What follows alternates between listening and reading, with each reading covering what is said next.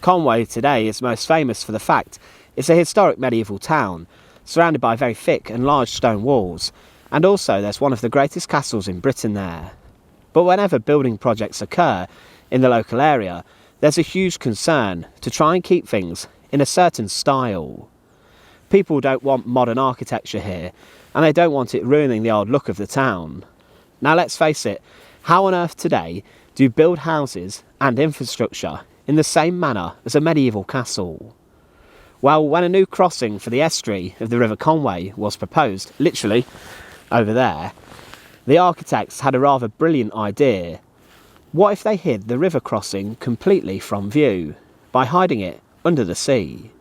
What was created was the Conwy Tunnel, the first immersed tube tunnel made in the UK. A tube tunnel is in a sense a prefabricated tunnel made up of many different segments that are then joined together when they are in place.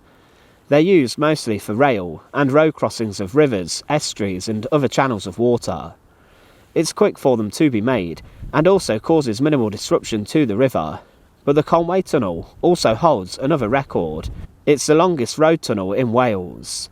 The decision to make an immersed tube tunnel bypass for Conwy passed a public consultation, and this method ruled out the important need to not build another bridge, which would be by the castle, and would ruin the aesthetics of the castle.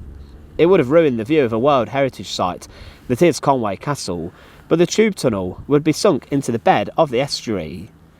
It did get the go-ahead, and the pre-formed concrete sections were floated into position over a trench on the bed of the estuary.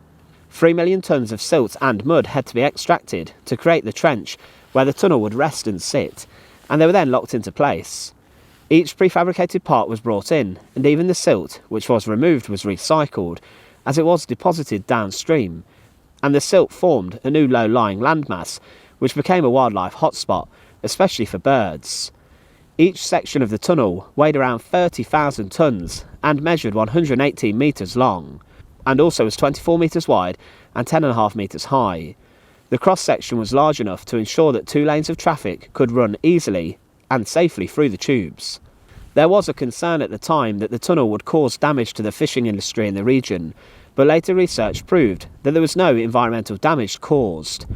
So what the construction companies had done was to build a tunnel under the water that created a new nature reserve, caused no damage to the wildlife, kept the beautiful views of the castle perfect, and also was so well hidden that no one today would realise that it's there. I'd say that's a job well done. The Conwy Tunnel took 5 years to finish, which was relatively quick for a crossing of this magnitude, and at 1,060 metres long, it is the longest road tunnel in Wales. It was opened in October 1991 with an initial 50-mile-an-hour speed limit, but this was then gotten rid of. Not bad really. A new crossing to make everyone's life easier that didn't upset anyone. I'd say that's probably a win-win, but yeah, you wouldn't even know that the Conwy Tunnel is there.